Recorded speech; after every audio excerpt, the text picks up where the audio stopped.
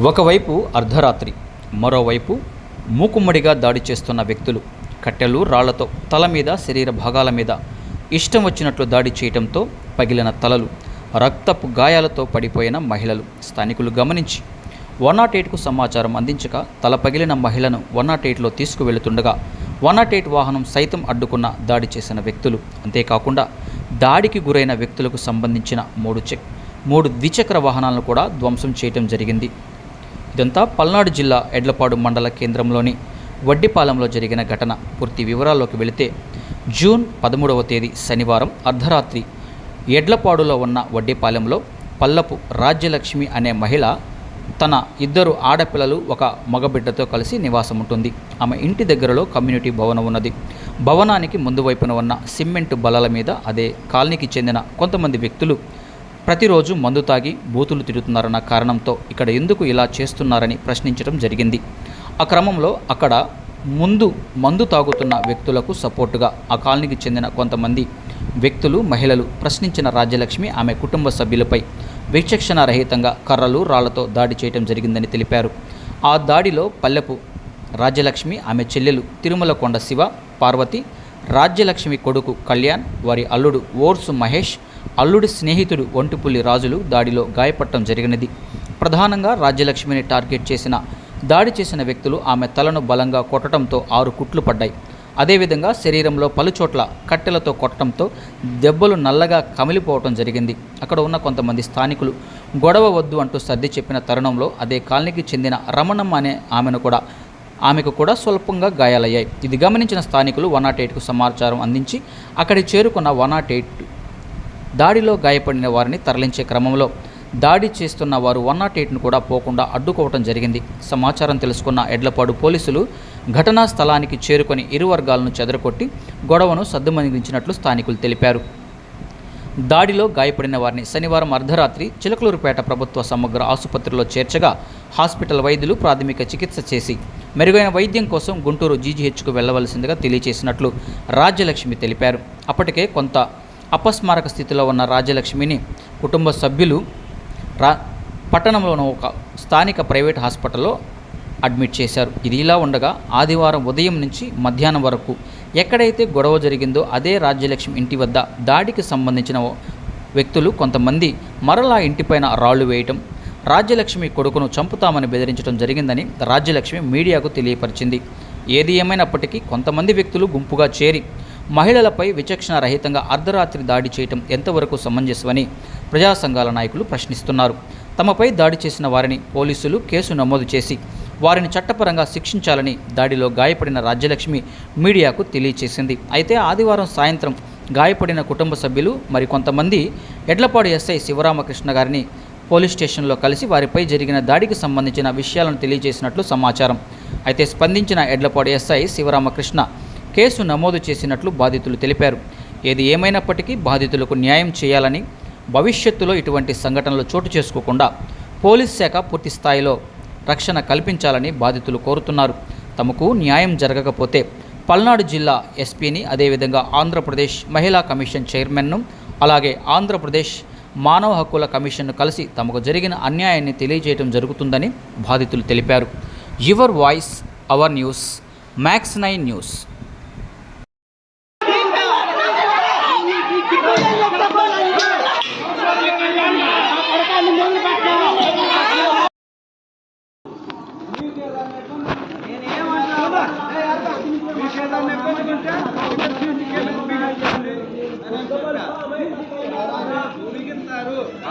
కెమెరాలు అయిపోనే ఉండవు అంతే ఎవరైతే వాడు తప్ప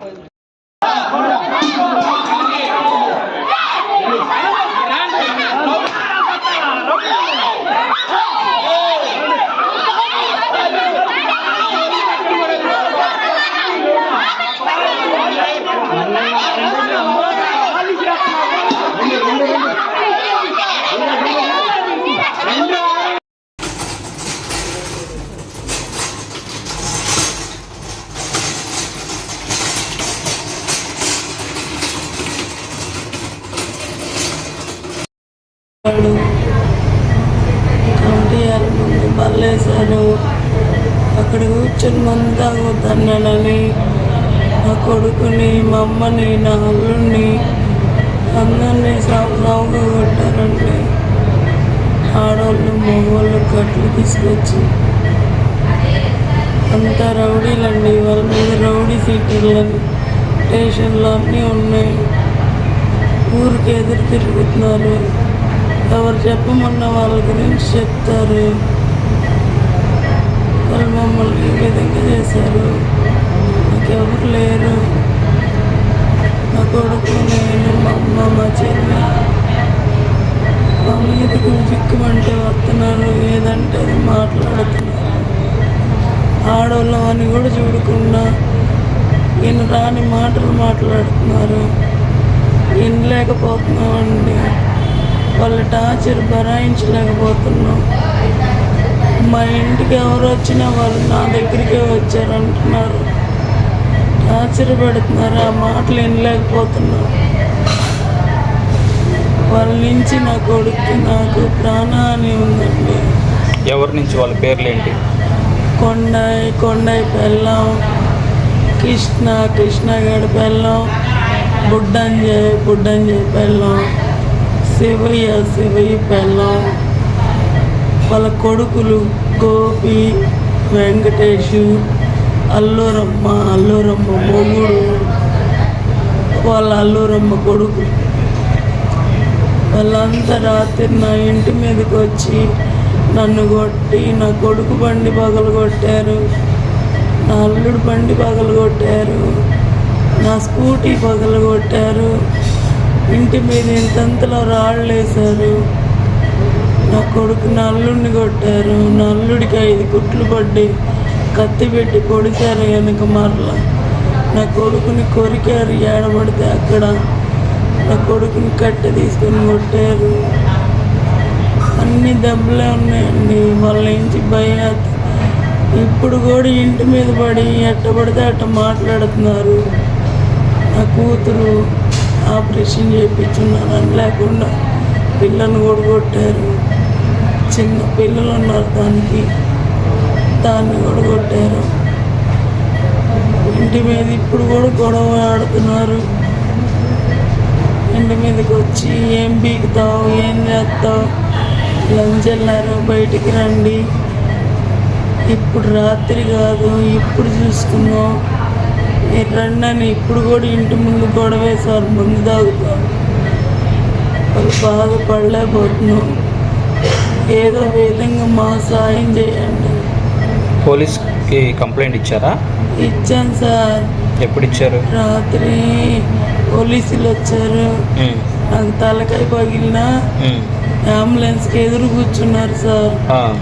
వాళ్ళే కొట్టుకొని వాళ్ళే తలకాయలు పగలు కొట్టి కళ్ళల్లో కారం కొట్టి ఇంటి మీద తుమ్మి చేసి మమ్మల్ని అంబులెన్స్ కూడా కదలనీలా రాత్రి.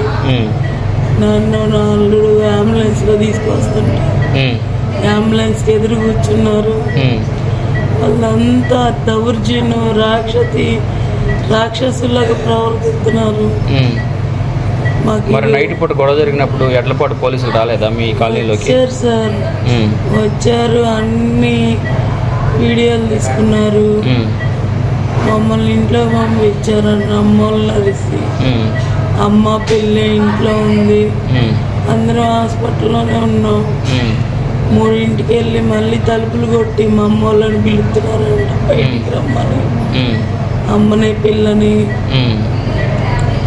ఇప్పుడు కూడా గొడవ చేస్తున్నారు ఇంటి దగ్గర. వాళ్ళు బాధపడలేకపోతున్నారు సార్. ఇప్పుడు ఎడ్లపాడు పోలీసులు ఇక్కడ హాస్పిటల్ కూడా వచ్చి కంప్లైంట్ రాసుకొని వెళ్ళారా? రాసుకున్నారు. ఎస్ఐ గారు వచ్చారా? ఇంతవాటికి ఎస్ఐ గారు రాలేదు. ఎవరు వచ్చారు?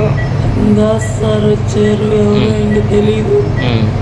ఇద్దరు వచ్చి కంప్లైంట్ రాసుకుని వెళ్ళారు. ఇంతవరకు వాళ్ళ మీద యాక్షన్ తీసుకోలేదు. వాళ్ళని తీసుకెళ్ళి కూర్చోబెట్టలేదు. ఎవడేం చేస్తాడు, ఎవడేం బీగుతాడు, రాని దాని కొడుకుని చంపేస్తామని ఇప్పుడు ఇంటి దగ్గర.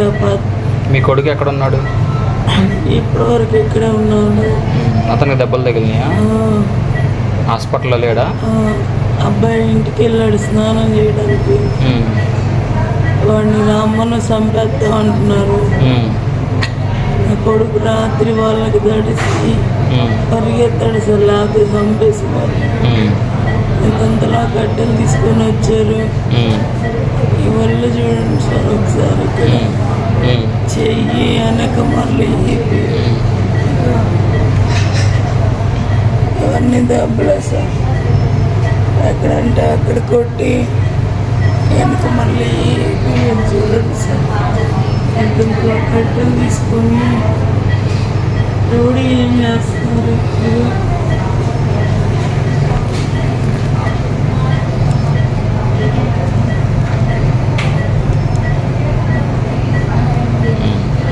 ఈ చేయకూడదు వెనక మళ్ళీ ఇప్పుకుంది.